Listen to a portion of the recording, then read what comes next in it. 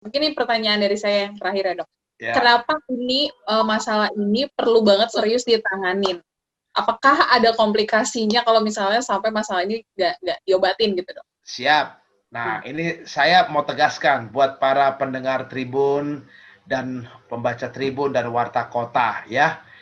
Memang problem seksual bagi seorang pria itu sangat krusial.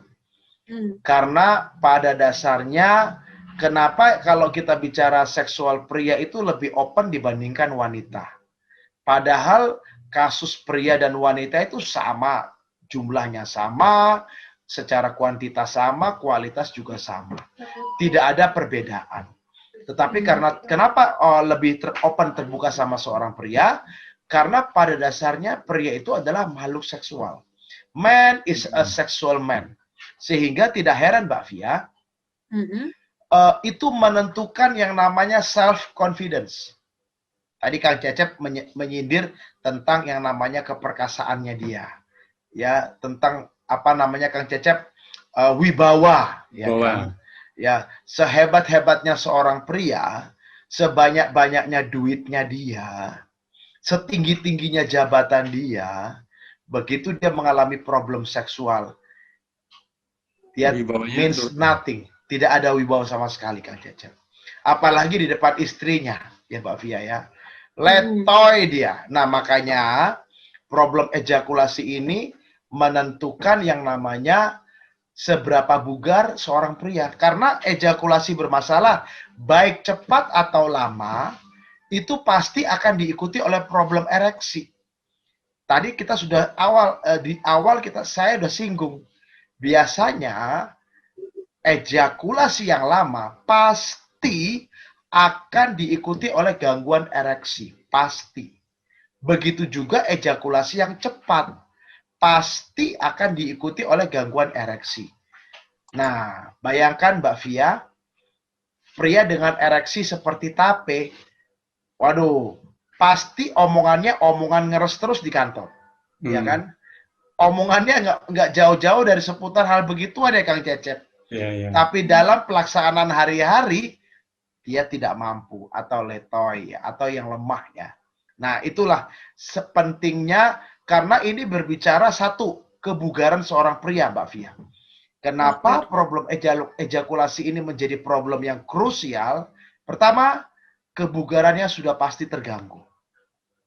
Kalau kita mau screening ketat, pasti dia sudah punya problem yang namanya mungkin kardiovaskularnya bermasalah, problem yang namanya kadar gula dan kolesterolnya juga bermasalah, pembuluh darahnya sudah mungkin akan tersumbat. Karena itu usianya rata-rata 45 tahun ke atas. Tingkat kebugarannya pasti sudah merosot. Apalagi kalau ditemukan kadar hormon yang menurun, hormon testosteron. Kita tahu bahwa penurunan kadar hormon testosteron di bawah angka seharusnya, jadi di bawah 400 nanogram per desiliter itu ternyata itu sudah bermasalah. Kenapa kita katakan bermasalah? Angka mortalitas